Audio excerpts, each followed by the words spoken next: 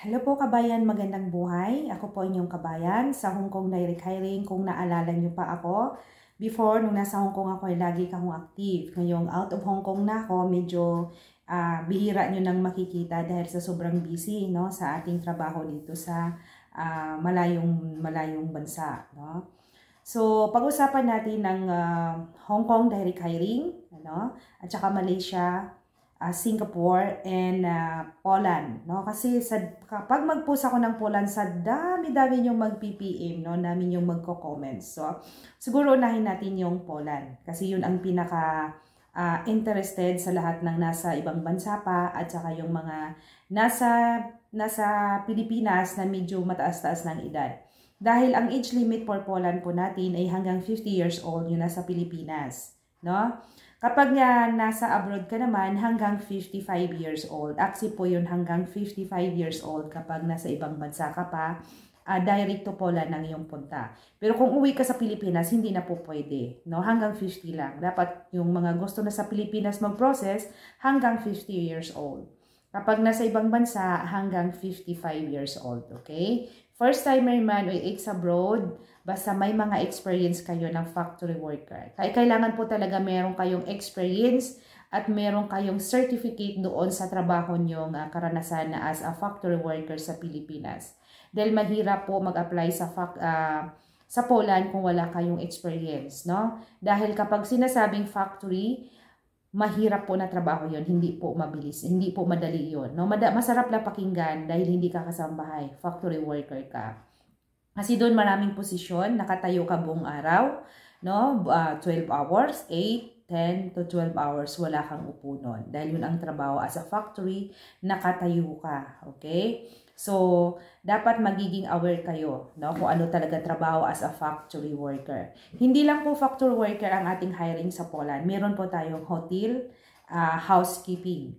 Meron tayong kitchen cleaners. Nag-hiring din sila ng cook at saka mga chief cook, no? Saka nag-hiring din sila for sa tomato farm, no? Yung factory natin ay meron silang meat process, no? Katulad ng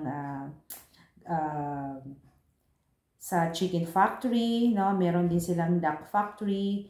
Basta mayroong kayong certificate na naka-base sa mga pag-a-applyan nyo, no? Sa ibang bansa, sa bansang Poland. Katulad ng domestic worker, no?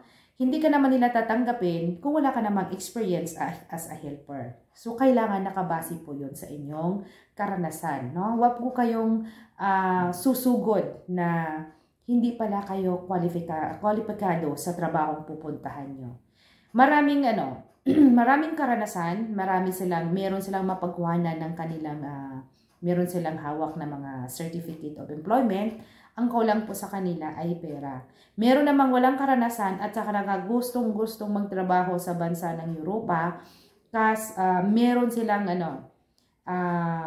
silang pera pero wala naman silang karanasan. So magkabaliktad po yung tawag ito, kalagayan ng ating mga kababayan. Sa Poland po ay kailangan po natin meron tayong hawak na pera. No? Kung meron mang hindi man kayo nakahawak pa ng pera, at least meron kayong mapagkuhanan ng pera. Kailangan financially, no? Financially stable kayo pag mag-apply kayo sa Poland. Meron kayo agad-agad magpakuhanan ng pera kasi hindi po biro na maglabas ng malaking pera sa Poland. Kaya nga sabi ko sa inyo, kung mahirap talaga para sa inyo mag-apply sa Poland, wag na po mag-apply. Kasi pagdating ng panahon, baka atras ka, hindi nakapag-down ka na, hindi nyo na po makukuha yun. No refundable. Yun ang una, sasabihin ko sa inyo. No? Sa mga kabayan natin na nasa Pilipinas, ito pakinggan nyo ha, nasa Pilipinas, ex-abroad man o first-timer, same amount, same process, no? 350,000 pesos po ang kabuuan ng inyong dapat mahawakan. Bago kayo makaalis, yun po ang ilalabas ninyo. Kasama na po yan doon sa pagkuha ng OEC. Okay? Dahil hindi naman kayo makaalis kung walang OEC. No? Legal pa rin ang inyong pag-alis dahil ipoprocess pa rin ang inyong OEC sa pagpasok nyo sa bansang Poland. No? So, Lahat-lahat po yun ay 350 kapag nasa Pilipinas ka, first timer man o ex-abroad. Ang down payment po nila, dapat nakaprepare ka, no? Kasi kung kulang, medyo tagilid ka. Mas maganda pa yung sumobra ng konti, mas okay. 70,000 ang down payment. 70,000 pesos. No? Kung sumobra mo yun, okay lang. Kasi doon naman idadagdag yun doon sa, ibabawas doon sa mga balance mo na ibabayad for the second payment. No? Kasama na po yun sa ticket. Noong 350, kasama na po yung ticket. No? Unti-unti naman, hindi naman biglaan. 3 gives din yun. No? Mag-apply kayo sa Poland kapag nasa Pilipinas. And then, ang mga requirements, no, i-prepare nyo lang talaga. Kasi ang kukunin lang nila muna para sa working permit ay yung payment at saka passport copy. Yun talaga ang pinakauna. But remember, meron palang other mga requirements na dapat ipahanda nyo habang naghihintay kayo, habang nakaprocess ang inyong working permit. Kailangan unti-unti nyo nang ibuuin ang mga requirements katulad ng mga TESDA certificate, kung meron kayong mga certificate from TESDA at saka mga certificate of employment kung saan kayo nagtatrabaho. Kahit anong trabaho, no?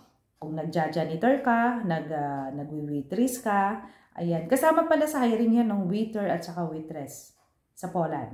Ayan. Yan ang hiring pala natin ngayon, nakalimutan ko. Yan po ang hiring kasama sa hiring natin yan ngayon, yung mga waiter at saka waitresses, no? Sa restaurant, magtatrabaho doon. Yan po ang available ngayon. So, sa lahat ng mga nasa abroad or mga ex-abroad, no, nasa abroad pa, mas maigi mag-direct na lang kayo sa Poland, mas nakakamura. Pero yung iba naman, dahil mahirap ang sitwasyon, lalo na sa bandang Middle East, hindi sila makapagpaalam, hindi sila makalabas, hindi hawak ang kanilang passport, ang option talaga nila ay uuwi sa Pilipinas.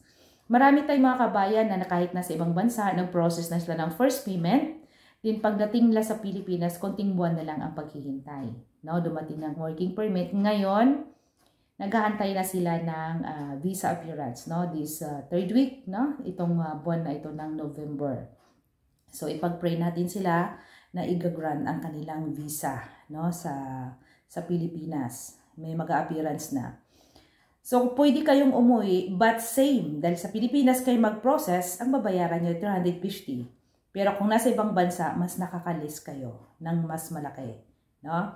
Kasi kung nasa ibang bansa ka, mayroon tayong second option sa process, no? Kapag nasa ibang Middle East, sa part ng Middle East, sa part ng Asia, katulad ng Taiwan, Singapore, Malaysia, saan pa ba? Basta part ng Asia na gustong mag-apply for Poland, same lang yan, no? Basta nasa abroad kayo. Ang first option natin, 2 gives, yung sinasabi ng agency sa akin, yun ang pagka-explain niya sa akin, ito rin ipaparating ko sa inyo.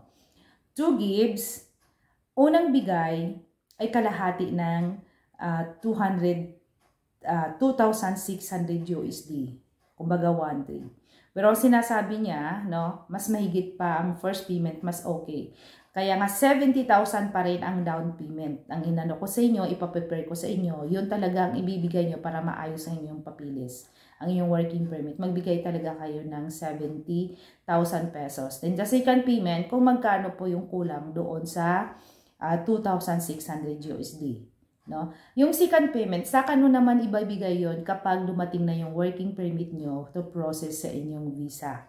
No, para sa visa appearance, kasi ipapadala sa inyo ang lahat ng mga original documents, original requirements or mga form doon sa inyo mismo. Ipapadala yan sa inyo kung dyan kayo pwedeng mag-visa appearance, no, kung saang bansa po kayo. Ang ano lang ha, ang pwede lang mag-apply yung makakalabas, yung may day off at hawak nyo ang inyong passport. Dahil walang visa appearance ng weekend, weekdays po yun, no? Working days po ang visa appearance, ang inyong ang araw ng inyong visa appointment, hindi po sa ibang araw. Ayan, wala pong holiday. Okay? So yun lang po ang pwedeng mag-apply sa Poland kung gustong mag-direct. Kung hindi talaga kaya, umuwi na lang kayo at yun ang sasabihin ko sa inyo. Medyo malaki nga pag nasa Pilipinas. Pero kung wala ng choice dahil hindi kayo makakalabas, uuwi talaga kayo, no? Yung mga malapit na ma-finish contract, tapos gusto nyo mag-Poland, mag-renew kayo. Saka na kayo magpaalam, no, na uuwi kung meron na kayong, o aalis kung meron na kayong visa. Huwag kayong basta-basta magpaalam kung wala pa kayong visa. Kahit nasa Hong Kong ka, kasi ganun talaga ang kalakaran sa Hong Kong din, anytime na pwede kang mag-resign. So, saka na magre-resign, saka na umalis sa amo kapag hawak nyo na ang visa. Nakita nyo na ang visa. Kasi sa bandang Hong Kong, meron pa namang 14 days to stay na maayos ang iyong sarili bago kayo makaalis. That second option para sa mga mag-Poland, no? Sa second option natin, sandali. Yun pala kung bakit dalawang lang bigay, dahil kayo po ang bibili ng ticket. Yun ang first option natin, 2 gives, but kayo ang bibili ng ticket going to Poland kapag may visa na kayo. Okay, para tabi ng agency, makaless naman kayo. Dahil minsan, mayroong mga promo, makakuha kayo ng mas mababang ticket. No? Magtanong-tanong sa mga traveling agency, magtanong-tanong sa, magre-research kayo kung meron kayong kakilala, pwede kayo magtanong kung magkano ang ticket na galing dyan papunta sa Poland. Halimbawa, kung hindi nyo talaga kaya, kung iasa nyo lahat sa agency, ang lahat ng pagbili ng ticket, pag-book ng ticket, kung may visa na kayo, ang total amount talaga, no? Ang total amount talaga para nasa abroad, yung nasa abroad pa, 3,600 USD. Okay? Lahat na po yun. From first, second, and third, 3,600. No? Kasi yung una, 70,000, the next is pang second payment. The third, kapag meron na kayong visa, para agency na ang bibili ng ticket sa inyo. No? Hindi po madali ang pag-apply sa Poland. Tandaan nyo, ang waiting po ng working permit ay 3 to 5 months. Kaya pwede kayong matulog, magpahinga, mag-isip-isip, mag-ipon-ipon.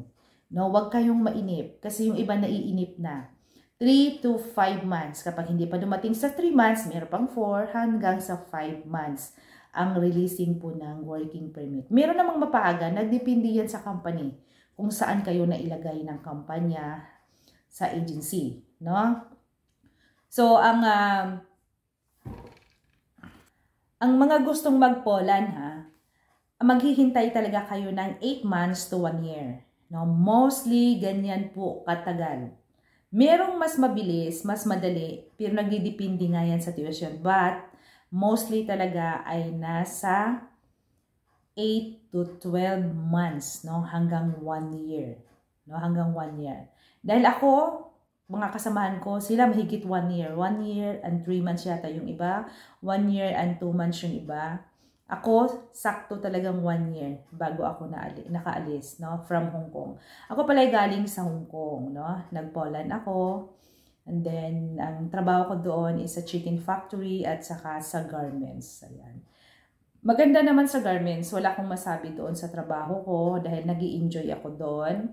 Kaso lang, meron tayong mga pangarap pa, no, kung bakit ako nakarating dito sa bansang Francia, no, dito sa France. Kaya nga sana sa mga gustong mag-France, gustong mag-Poland, hindi sa France, malay nyo, makarating kayo ng France. Sa mga gustong mag-Poland, dahan-dahan na po kayong mag-ipon. Huwag po kayong mag-PM kung hindi pa kayo sigurado. Kaya kung gusto nyo magpagawa ng CV at sure na talaga kayo, makikisuyo tayo, no? Makikisuyo tayo. Kasi sabi ng Poland, ng agency sa Poland, wala rin silang oras. Kung meron man ipapagawa rin nila, magbabayad kayo ng mas mahal pa. So, itong gumagawa sa inyo, meron tayong magbibigay lang kayo ng 100 pesos sa pagpapagawa ng CV. Kung kaya nyo gumawa, pwede naman kayo ang gumawa. Okay? So, PM lang, no? Kayo or kay Magenta or direct sa akin, wala pong problema. Alam nyo naman siguro ang Facebook ko, wala pong problema, no? Kasi kapag ipasa nyo sa akin, if Messenger, sa WhatsApp ko ipapasa. Be sure ang inyong resume, nakalagay doon ang complete numbers na yung WhatsApp with a country code, no? Huwag kayong maglagay kung wala kayong country code dahil mahihirapan ako malocate kung saan kayo. Dapat kung saan ang bansa ka, alamin ang inyong country code. Kaso ngayon, medyo mahaba-haba ng aking kwento. about sa Poland, hindi natin napag-usapan yung Hong Kong at Malaysia. Sa susunod na video, gagawin ko, no? Ako po ang inyong kabayan, Joy Neri, na patuloy na tumutulong sa ating mga kabayan, nagbibigay ng mga information, lalo nandyan na si Magenta at saka si Ligaya, no? Si Magenta at saka si Ligaya, sila ang aking mga katuwang dito sa Hong Kong direct hiring or hiring sa abroad. Maraming salamat sa inyong panonood. Sana naunawaan nyo kasi medyo kaba-kaba na ako gumawa ng video na hindi na ako hindi katulad dun sa Hong Kong na halos gumagawa-gawa ko. Pero ngayon unti-untiin ko na para masanay na ako, no? Minsan nga nabubulol pa ako, naisip ko kung ano pang sunod kong sasabihin, no? Kasi tuloy-tuloy ang paggawa ng video. Maraming salamat. Kung nagustuhan niyo ang aking video, pwede niyo i-share para sa mga kaibigan niyo, no, na gustong mag-Poland. Sa susunod gagawa tayo, focus tayo sa Hong Kong. And then, gagawa rin ako ulit about sa Poland. No? Mag-focus tayo sa Hong Kong, mag-focus tayo sa Malaysia, and saka sa Singapore. So, maraming salamat sa inyong panunood. Maraming salamat. I-upload ko pala ito sa aking YouTube. No? Kung hindi nyo alam ang aking YouTube, pwede kayong mag-join doon, pwede kayong mag-follow, mag-subscribe sa aking YouTube channel na Kakabayan. No? Hindi kababayan, Kakabayan. Yun ang aking YouTube, Kakabayan. Para magkaroon na rin ng upload lang. Tagal na hindi ko na na-upload. Maraming salamat. Ako po si Joy Neri, ang inyong kababayan sa Hong Kong Direct Hiring. Maraming salamat.